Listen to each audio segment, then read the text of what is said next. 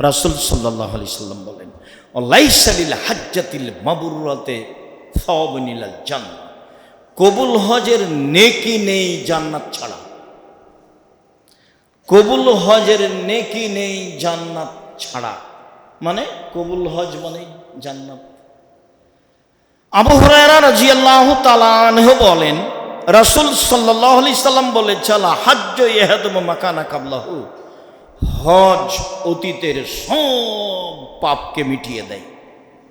ইসলাম কবুল করলে যেমন অতীতের সব পাপ মিটে যায়, ধর্ম ত্যাগ করে ইসলাম গ্রহণ করলে যেমন অতীতের সব পাপ মিটে যায়, হজ কবুল হলে তেমন সব পাপ মিটে যায়। সম্মানিত দিনী ভাগন, আপাতত আমরা সময়ের গতিতে আবার ফজিলতের কথা আসবে, এই পর্যন্ত ফজিলতের কথা বলে আমরা হজ কিভাবে করতে হবে তার বাস্তবতা কিভাবে শুরু সেখানে চলে গেলাম। আমরা এক নজরে হজের আলোচনা করব ইনশাআল্লাহ। এখন আব্দুল্লাহ ইবনে ওমর বলেন, ওয়াক্কাতা রাসূলুল্লাহ সাল্লাল্লাহু আলাইহি সাল্লাম লিআহলিল মদিনা যাল হুলাইফা ওয়ালে আহলি শাম জোহফা ওয়ালে আহলে নাজদ কারন মানাজিল ওয়ালে আহলিল ইয়ামান এলামলাম। রাসূল সাল্লাল্লাহু আলাইহি সাল্লাম হজের জন্য এহরামের জায়গা নির্ধারণ করলেন। তাতে তিনি মদিনাবাসীর জন্য করলেন জুল হুলাইফা, মক্কা থেকে 450 কিলোমিটার দূরে। তাতে তিনি সিরিয়াবাসীর জন্য করলেন জোহফা, যা মক্কা থেকে 92 কিলোমিটার দূরে। তাতে তিনি নাজদ, মক্কা থেকে উঁচু এলাকাবাসীর জন্য নির্ধারণ করলেন কারন মানাজিল, 82 বা 83 কিলোমিটার দূরে। তাতে তিনি এমান, ভারত, বাংলাদেশ, পাকিস্তান, এমান এইসব দেশের জন্য নির্ধারণ করলেন এলামলাম, যা মক্কা থেকে প্রায় 72 কিলোমিটার দূরে। সম্মানিত দিনী ভাই বোন, তারপরে তিনি বললেন হুন্না লা হুন্না, এগুলো হলো এই এলাকার জন্য।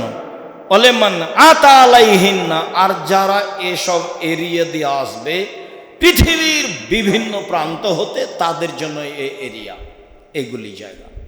যে যে পথ দিয়ে আসবে কাছাকাছি এরকম জায়গায় এসে তারা এহরাম বাঁধবে। তাতে তিনি বললেন আহলু মক্কা মিন মক্কা, মক্কার লোকেরা মক্কাতে ওই বাড়ি থেকে এহরাম বাঁধবে। সম্মানিত দিনী ভাই বোন, এহরামের জায়গা তিনি নির্ধারণ করেছেন। ভারত, বাংলাদেশ, পাকিস্তানের জন্য এহরামের জায়গা এলামলাম।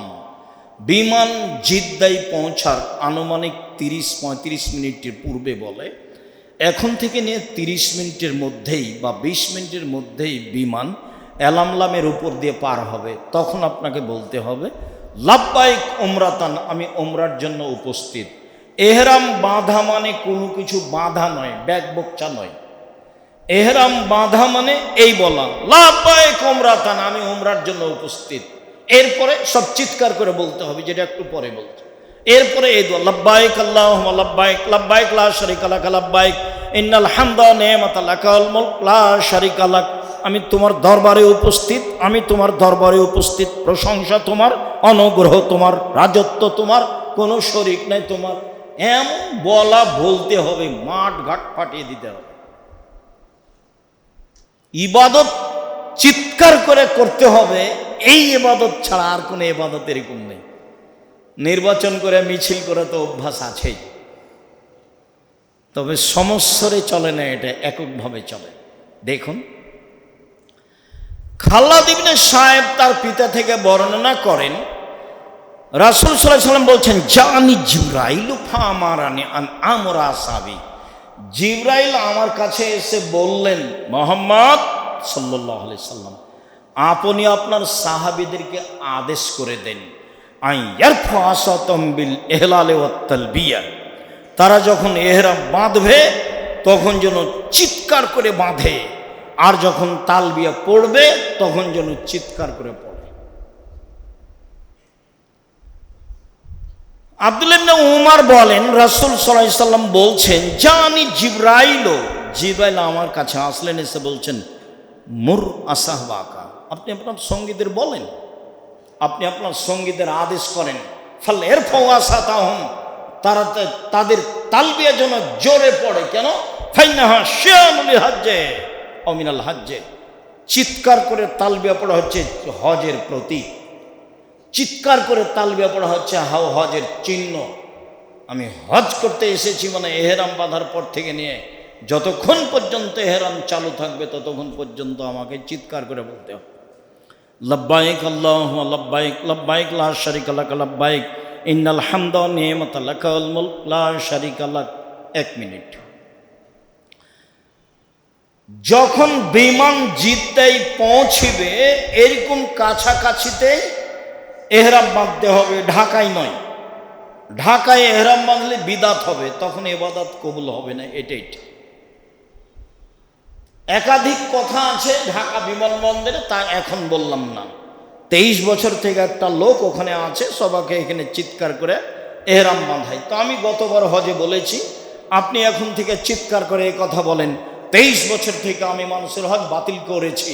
কে বলেছে? আব্দুর রাজ্জাক বিন ইউসুফ বলেছেন, 23 বছর থেকে আমি মানুষের হজ বাতিল করেছি।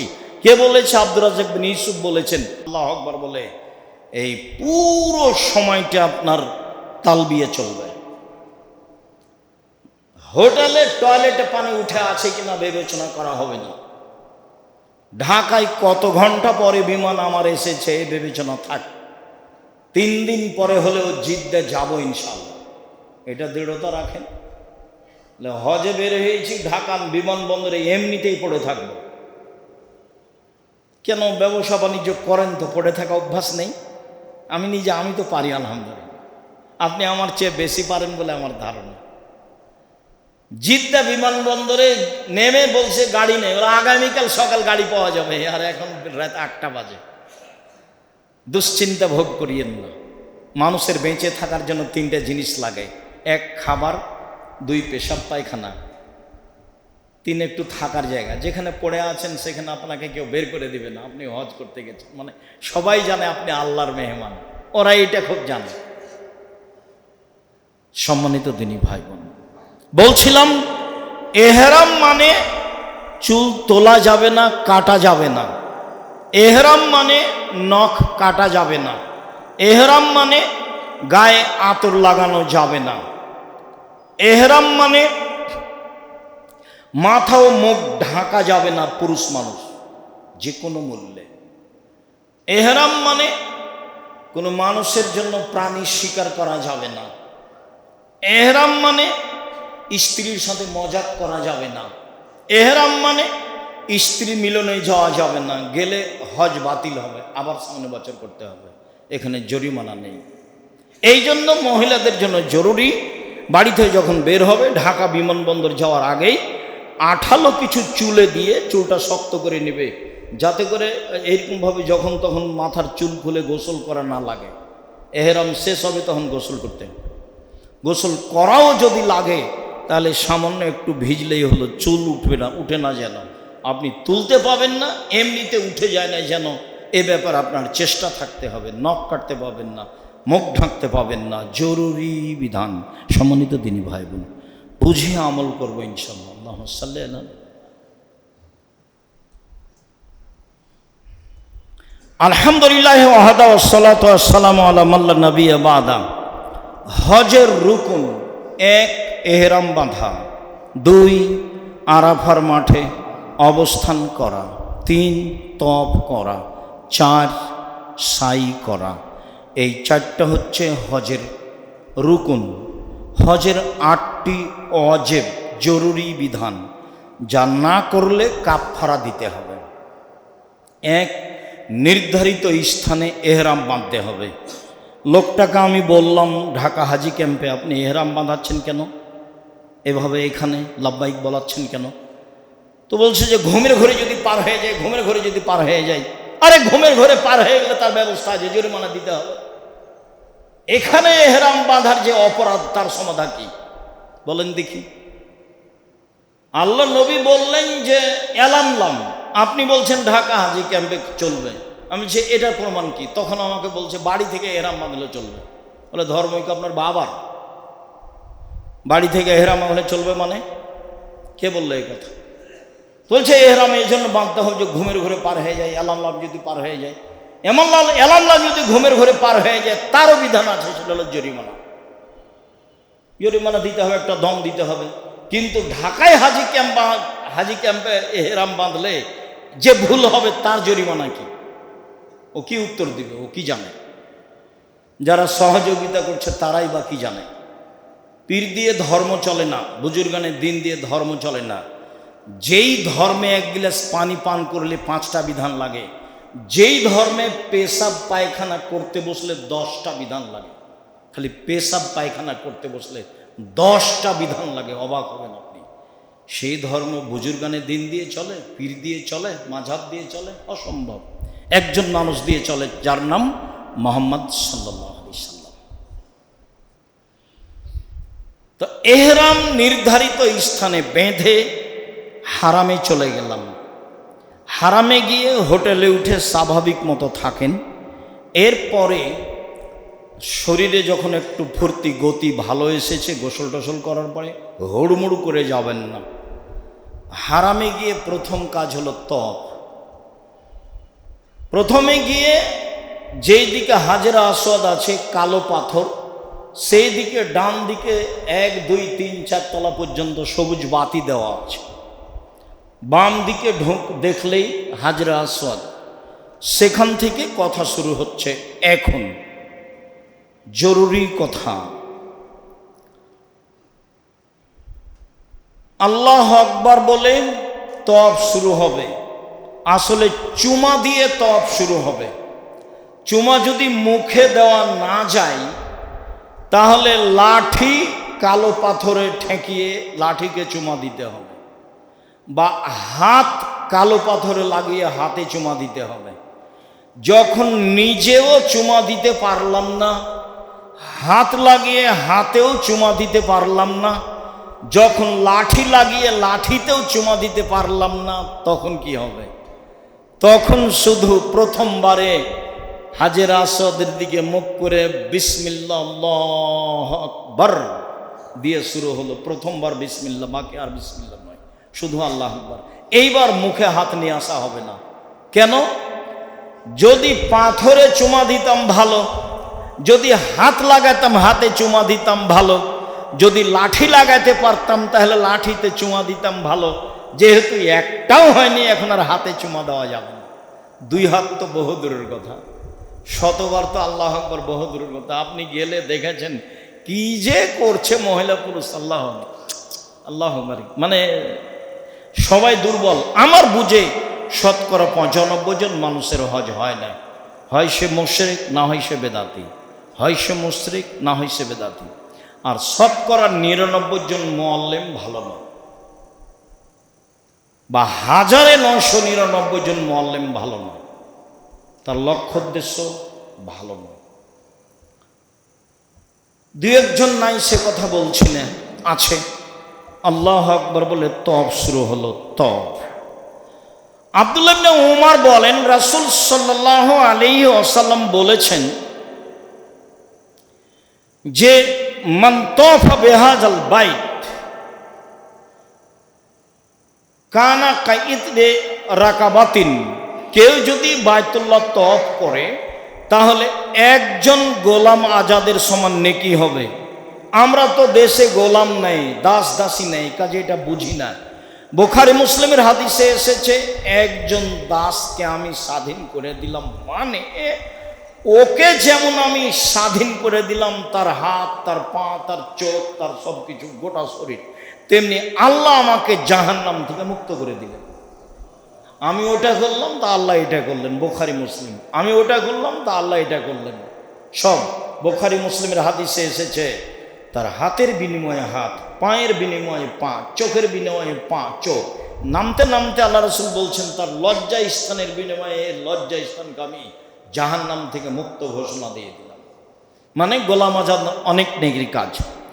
জুবাইর ইবনে মুতঈম রাদিয়াল্লাহু তাআলা আনহু বলেন, রাসূল সাল্লাল্লাহু আলাইহি সাল্লাম বলেন, ইয়া আব্দে মানাফ, কুরাইশ বংশের লোকেরা শোনো, এই পৃথিবীর মানুষ, কুরাইশ বংশের লোককে আমি বলে যাচ্ছি, লা তামনু আহাদান তাওফা বিহাযাল বাইত ওয়া সাল্লা আয়াতা সাতিন শামিন লাইলিন ওয়া নাহারিন। 24 ঘন্টা তওয়াফ চলবে, কুরাইশ বংশের লোক কাউকে বাধা দিতে পারবে না। মানে মসজিদের দেখাশোনা কুরাইশ বংশ করে, কালো করছে না, আজও করছে, চিরদিন করবে, যদিও এখন টেন্ডার হয়। কুরাইশ বংশের লোকেরা শোনো, 24 ঘন্টা সালাত চলবে কাবা ঘরে, কেউ বাধা দিতে পারবে না। 24 ঘন্টা তওয়াফ চলবে কাবা ঘরে, কেউ বাধা দিতে পারবে না। সম্মানিত দিনী ভাই বোন, মসজিদে নবাবিতে 2 রাকাত সালাত আদায় করলে 1000 গুণ বেশি নেকি হয়, এ কথা ঠিক। কাবা ঘরে 2 রাকাত সালাত আদায় করলে পৃথিবীর অন্য মসজিদের চেয়ে 1 লক্ষ গুণ বেশি নেকি হয়, এ কথাই ঠিক। তবে 1 লক্ষ গুণের হাদিসে একটু ত্রুটি আছে, আর যেগুলো হাদিস 1 লক্ষের বেশি সেগুলো সব ঠিক। একাধিক হাদিস 1 লক্ষের বেশি। কাবা ঘরে 2 রাকাত সালাত আদায় করলে সারা পৃথিবীর যে কোনো মসজিদ থেকে কত বেশি হবে? 1 লক্ষ গুণের বেশি, 1 লক্ষ গুণের বেশি, 1 লক্ষ গুণের বেশি। সম্মানিত দিনী ভাই বোন, উবাইদ ইবনে উমাইর বলেন, ইজাহিম আব্দুল্লাহ ইবনে উমর আলাল হাজর আল আসওয়াদ ও রুকনাল ইয়ামানি জিহামান লাইজাহম আলাইহি মা রাইতু আহাদান মিন আসহাবি রাসূলিল্লাহি সাল্লাল্লাহু আলাইহি ওয়াসাল্লাম আলাইহি। আব্দুল্লাহ ইবনে উমরকে আমি এই হাজরা আসওয়াদে আর রুকনে ইয়ামানিতে খুব ভিড় করতে দেখেছি, আমি অন্য কোনো সাহাবীকে এরকম দেখিনি। তখন আব্দুল্লাহ ইবনে উমর বলছেন, শুনুন, ইনাফাল জালিকা, আমি আব্দুল্লাহ ইবনে উমর যদি ভিড় করে হাজরা আসওয়াদে চুমা দিই, যদি ভিড় করে আমি রুকনে ইয়ামানিতে হাত লাগাই, আমি আল্লাহ রসুলকে বলতে শুনেছি, আল্লাহ রসুল বলছেন, ইন্না মাসসামা কাফফারাতুল লিল খাতায়া, তওয়াফের সময় যদি এই দুটো স্পর্শ করে তাহলে মানুষের সব পাপ মুছে গেছে। তওয়াফের সময় যদি এই দুইটা স্পর্শ করে তাহলে সব পাপ মুছে গেছে। 2, যদি গুণে 7 বার তওয়াফ করে তাহলে গোলাম আজাদের নেকি হবে। 3, লায়াজাও কাদামাল্লাহ এর ফোকরা, যতবার পা নামাবে 10টা পাপ মিটে যাবে, 10টা নেকি লিখা হবে। যতবার পা উঠাবে 10টা পাপ মিটে যাবে, 10টা নেকি লিখা হবে। মনে রাখবেন, হজ উমরাতে গিয়ে তওয়াফের চেয়ে আর কোনো বেশি নেকির কাজ নেই। কোরআন মাজিদ যদি পড়েন, কাবা ঘরে হেলাল লাগিয়ে পড়লে অক্ষরে 10 নেকি, আর জঙ্গলে পড়লে অক্ষরে 10 নেকি। মানুষ সবাই কোরআন মাজিদ পড়ছে তওয়াফ বাদ দিয়ে, তা আমরা আর কি করি? আমি তো বলতেই আছি, হজ সফরে গিয়ে, উমরাতে গিয়ে সবচেয়ে বেশি নেকির কাজ কি? তওয়াফ। এর চেয়ে বেশি নেকির কাজ হারামে নেই। যেভাবে সম্ভব, যতবার সম্ভব। সম্মানিত দিনী ভাই বোন, রাসূল সাল্লাল্লাহু আলাইহি সাল্লাম এ কথাই বললেন। তওয়াফ যখন রুকনে আসওয়াদে যাবেন তখন রব্বানা আতিনা ফিদ দুনিয়া হাসানাতাও, যখন রুকনে ইয়ামানিতে যাবেন মানে আসওয়াদের আগে, রব্বানা আতিনা ফিদ দুনিয়া হাসানাতাও ওয়া ফিল আখিরাতি হাসানাতাও ওয়া কিনা আযাবান নার। হাজরে আসওয়াদ, রাসূল সাল্লাল্লাহু আলাইহি সাল্লাম বলেন, নাজালাল হাজরুল আসওয়াদ মিনাল জান্নাতে কানা আসাদ্দ বেয়াজান ফাসাওয়াদাতু খাতায়া বানি আদম। হাজরে আসওয়াদ যখন জান্নাত থেকে নেমে আসে, নামানো হয়, তখনও ছিল দুধের চেয়ে সাদা। আদম সন্তানের পাপ তাকে কালো করেছে, আদম সন্তানের পাপ তাকে কালো করেছে। তা ছিল দুধের চেয়ে সাদা, আদম সন্তানের পাপ তাকে কালো করেছে। রাসূল সাল্লাল্লাহু আলাইহি সাল্লাম বলেন, ইনশাআল্লাহু তাআলা হাজরুল আসওয়াদ ইয়াউমুল কিয়ামা, বিচারের মাঠে কালো পাথরকে আল্লাহ বিচারের মাঠে নিয়ে আসবেন। ওয়ালাহু আইনান ইয়াবসুরু বিহিমা, কালো পাথরের 2টি চক্ষু থাকবে, মানুষকে দেখতে পাবে। ওয়ালাহু লিসানুন ইয়ানতিকু বিহি, কালো পাথরের একটা জিহ্বা থাকবে, মানুষের সাথে কথা বলবে। ইয়াসাদু আলা মান ইসতালাহু বিহাক্কিন, ওর পক্ষে কথা বলবে, যে বৈধ পয়সা দিয়ে হজ করেছে তার পক্ষে কথা বলবে। বিচারের মাঠে 4টে জিনিস আপনার পক্ষে কথা বলবে। 1, কালো পাথর। 2, সিয়াম, রোজা, সিয়াম। 3, কোরআন। 4, আঙ্গুলে তাসবি। ভুলেও কখনো তাসবি দানা তাসবি গণনা করবেন না। হজ সফরে গিয়ে সবাই যদি তাসবি দানাই করে, আপনি করবেন না। সম্মানিত দিনী ভাই বোন, হাজিরে আসওয়াদ, হাজিরে আসওয়াদের ওই চক্ষু থাকবে বিচারের মাঠে, মানুষের সাথে কথা বলবে। হাজিরে আসওয়াদের একটি জিহ্বা থাকবে, বিচারের মাঠে মানুষের পক্ষে কথা বলবে। যা রাসূল সাল্লাল্লাহু আলাইহি সাল্লাম বলেন, যুলহিজ্জার 8 তারিখে হজ শুরু হবে। স্ব স্থান থেকে 8 তারিখে হজ শুরু হবে। মিনা মাঠে যাবে সকালে, রাতে নিয়ে যাবে হাজিরে। আপনি মিনা মাঠে সকালে যাবেন, যেখানে আছেন সেখানে ফজরের সালাত আদায় করে যাবেন। রাত্রি 12টার সময় আমাকে বলছে, আব্দুর রাজ্জাক এসে, আপনি কি যাবেন? জি না, ফজরের সালাত আদায় করে যাব। রাত 3টার সময় বলছে, আব্দুর রাজ্জাক সাহেব আপনি কি যাবেন? কেউ থাকবে না, আপনি কিন্তু একাই, কিভাবে যাবেন? যে দেখা যাক কি হয়, ফজরের সালাত আদায় করেই যাব। ফজরের সালাত আদায় করে একটু তাসবিহ তাহলিল করছি, হঠাৎ করে দরজায় ধাক্কা দিচ্ছে। কে? দেখি দরজা খুলে যারা রাতে ডাকাডাকি করছিল তারাই, 2 জন। কি ব্যাপার? আমি বিপদে পড়ছি, আবার আপনারাও? তুমি আল্লাহ ভরসা, চিন্তা করবেন না। এখন ওদের 2 জন সহ আমি 3 জন হয়ে গেলাম। চলো দেখি কি করা যায়। রাস্তায় নামি, রাস্তায় নামতে পিছন দিকটা একটা দৌড়িয়ে এক লোক এসে বলছে, হুজুর আপনি এখানে কেন? মিনা মাঠে যেতে হবে যে, চলুন রেখা আসি। ভালো, আলহামদুলিল্লাহ, চলো রেখা আসো। অথচ আমার জানা নাই। তবে আমি শক্ত, আমি বলেছি পায়ে হেঁটে মিনা মাঠে যাব, রাতে যাব। বহু কাজ আছে আমার এরকম, যাতে আমি বলেছি পায়ে হেঁটে মদিনা থেকে এতে যাব রিয়াদ, 1100 কিলোমিটার পথ পায়ে হেঁটে যাব। চিন্তা করবেন না, ইনশাল্লাহ আগামীকালকে আমি প্রোগ্রাম ধরবো রিয়াদে। যারা সহযোগিতা করছে তারা চাচ্ছে যেন আমি প্রোগ্রামটা মিস করি। তখন আমি বলছি যে দেখো, আমি পায়ে হেঁটে যাব রিয়াদ, 1100 কিলোমিটার পথ, ইনশাল্লাহ প্রোগ্রাম আমি করবো ইনশাল্লাহ। তো পাশে একটা লোক দাঁড়িয়ে আছে, এই ছেলে গাড়ি ঠিক করো। ও যদি 2000 রিয়াল চায়, তুমি 4000 রিয়াল বলবে, ও যা চাইবে তার চেয়ে বেশি। পাশে আর একটা লোক দাঁড়িয়ে বলছে, হুজুর কি ব্যাপার? রিয়াদ যেতে হবে, তো গাড়ি লাগবে? হ্যাঁ গাড়ি লাগবে। বলেন কি? 1-2 এর ব্যাপার। দেখেন কিভাবে রেডি হচ্ছে। এবার রিয়াদ পৌঁছে রাতে আমি যে টাকা দিতে চাচ্ছি, তখন বলছে না, টাকা আমাকে দিয়েছে। সম্মানিত দিনী ভাই বোন, রাসূলের নীতির উপর অটল থাকেন, সমস্যা হবে না। মিনায় গিয়ে জোহরের সালাত সসময়ে কসর, আসরের সালাত সসময়ে কসর, মাগরিবের সালাত সসময়ে কসর নেই, এশার সালাত সসময়ে কসর, ফজরের সালাত আদায় করে মিনা ত্যাগ করতে হবে। আপনাকে রাতে নিয়ে যাবে। এরকম পরিবেশ আমার সাথে ঘটে না। আমি বলেছি আমি তো পায়ে হেঁটে যাবো, আপনাকে তো জিম্মেদারি নিতে বলিনি। বাস আপনার সাথে এসেছি এ পর্যন্তই। আর আপনি কি খিদমত করলেন এটা আমি কিছু পরামর্শ দিলে ঢাকায় গিয়ে নেমে পরামর্শ দেবে, এখন নয়। আপনার কোনো কর্ম নিয়ে আমি আব্দুর রাজ্জাক বিন ইউসুফ আলোচনা করব না, এটা আমি না করে দিয়েছি নিজেকে। খাবার দিলেও কিছু নেই, না খাবার দিলেও কিছু নেই। ও আমাকে জায়গায় দিতে পারেনি আরাফার মাঠে, তো না জানি কত অপমান হয়েছে, চিন্তা করবেন না। এই নিয়ে আমার মাথা ব্যথা নেই।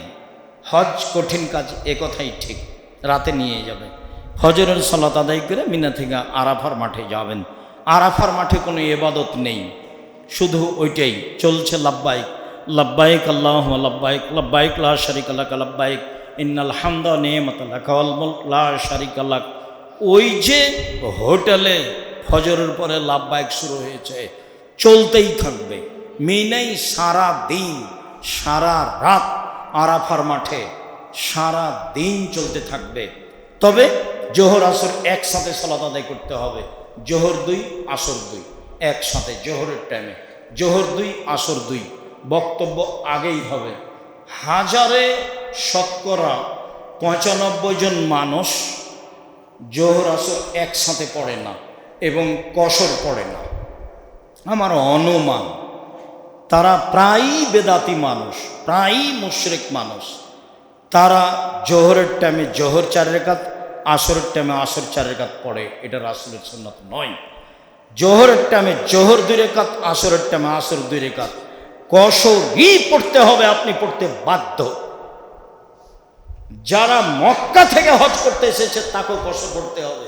চাঁপায় নবগঞ্জের ভাষা তো আপনি তো কসর পড়বেনই, আপনার বাপকে পড়তে হবে।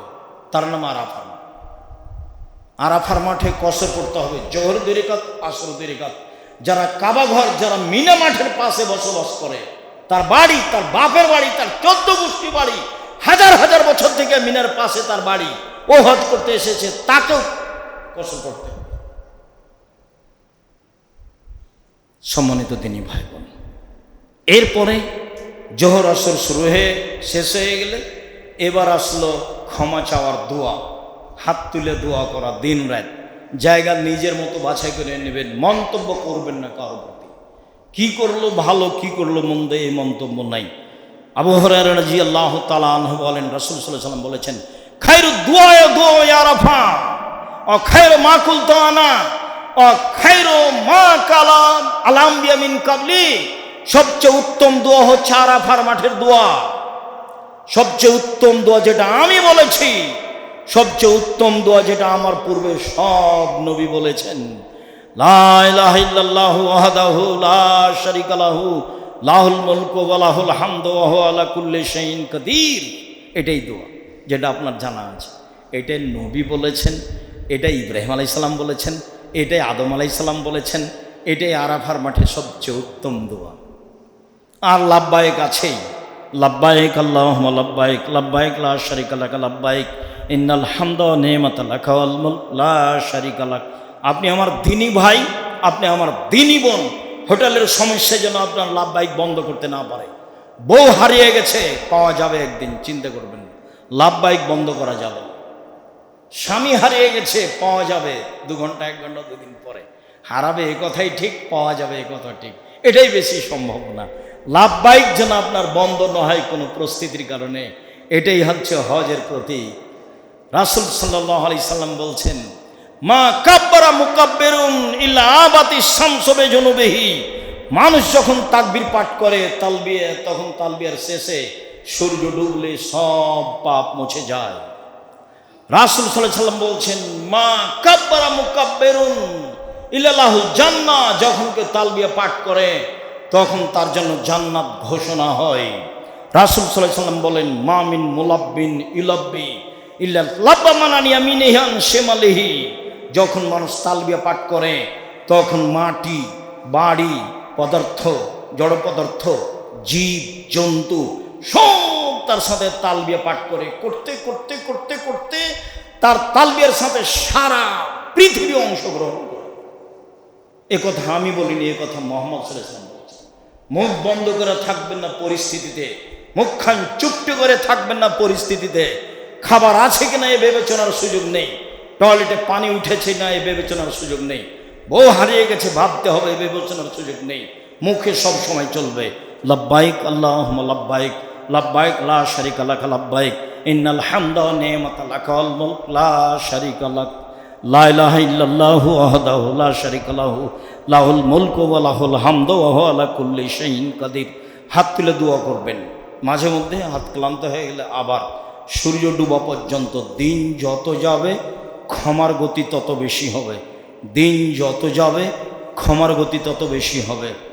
আবু হুরায়রা রাদিয়াল্লাহু তাআলা আনহু বলেন, ইয়ানজিলু রাব্বুনা তাআলা ইলা সামাই দুনিয়া। যখন আপনি আরাফার মাঠে দাঁড়ান তখন আল্লাহ প্রথম আকাশে নেমে আসেন। নেমে এসে জিবরাইল মিকাইলকে বলেন, উনজুর ইলা ইবাদি, দেখো ফেরেশতারা আমার দাস দাসীকে দেখো। কি বলে তারা? শোষণ গোবরা, এলোমেলো চুলে ধুলাবালি মেখে আরাফার মাঠে কি বলে তারা?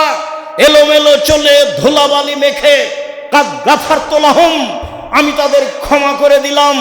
আদাদা কাতরি সামায়ে, আকাশের মেঘের ফোঁটা সমপরিমাণ পাপ হলেও ক্ষমা করে দিলাম।